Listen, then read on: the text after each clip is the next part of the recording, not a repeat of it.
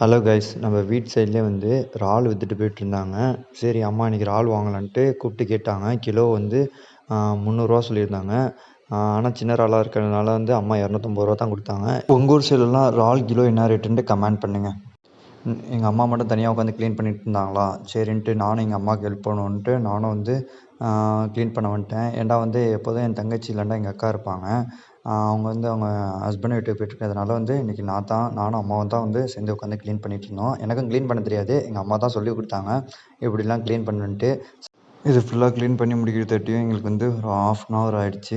ஏன்டா வந்து நான் கொஞ்சம் பொறுமையாக தான் க்ளீன் பண்ணிகிட்ருந்தேன். இது ஃபஸ்ட் டைம்னால வந்து அது வந்து உள்ள அதோட குடல்லாம் வந்து ரொம்ப மெலிசாக இருக்குது. அதுக்கப்புறம் ஒரு 1/2 hourல க்ளீன் பண்ணி ஃபுல்லாக முடிச்சாச்சு.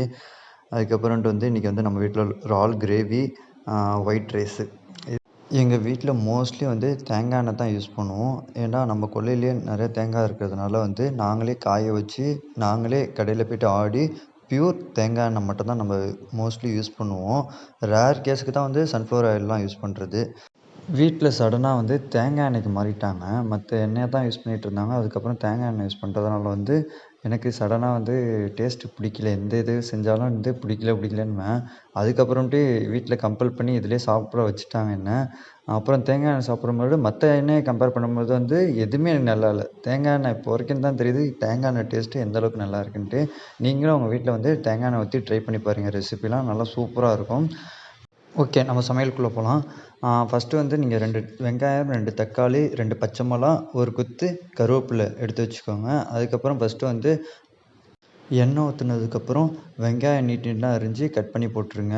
நல்லா ப்ரௌனிஷ் கலர் வந்த பிறகு அதுக்கப்புறம் தக்காளி, பச்சை மிளகா 2த்தையும் போட்டுருங்க. போட்டுட்டு நல்லா வதக்கிடுங்க. ஒரு கொத்து கருவேப்பிலை எடுத்து போட்டு நல்லா வதக்கிடுங்க. அதுக்கப்புறம் வந்து இறால் எடுத்துகிட்டு போடுங்க. நீங்கள் தண்ணி எதுவும் ஊற்ற தேவையில்லை, ஏன்னா நம்ம கிரேவியாக தான் வைக்க போகிறோம். இஞ்சி பூண்டு பேஸ்ட்டு தேவையான அளவு போட்டுட்டு நல்லா கிண்டிடுங்க. அதுக்கப்புறம் வந்து சீக்ரெட் மசாலா, இது என்ன மசாலான்ட்டு எனக்கு தெரியல, எங்கள் அம்மாட்ட நான் கேட்டு சொல்கிறேன். உங்களுக்கு வேணும்னா கமெண்ட் பண்ணுங்கள். நல்லா வதக்கிட்டு ஒரு 3 to 4 மினிட்ஸு ஒரு மூடியை போட்டு நல்லா வேக விட்ருங்க. ஆட்டோமேட்டிக்காக ஸ்மெல்லு ஹெவியாக வர ஆரம்பிச்சிடும். அதுக்கப்புறம் நீங்கள் ஓப்பன் பண்ணி பார்த்தீங்கன்னா இறால் கிரேவி வந்து ரெடி ஆகிடும். ஆனால் இது வந்து சின்ன இறால் இருக்கிறதுனால வந்து நிறைய இறால் வந்து சுருண்டுரும். ஏன்னா சைஸ் வந்து சின்னதாக போயிடும். இதே நீங்கள் பெரிய இறால் வாங்குனீங்கன்னா வந்து நல்லா சைஸே தெரியும்.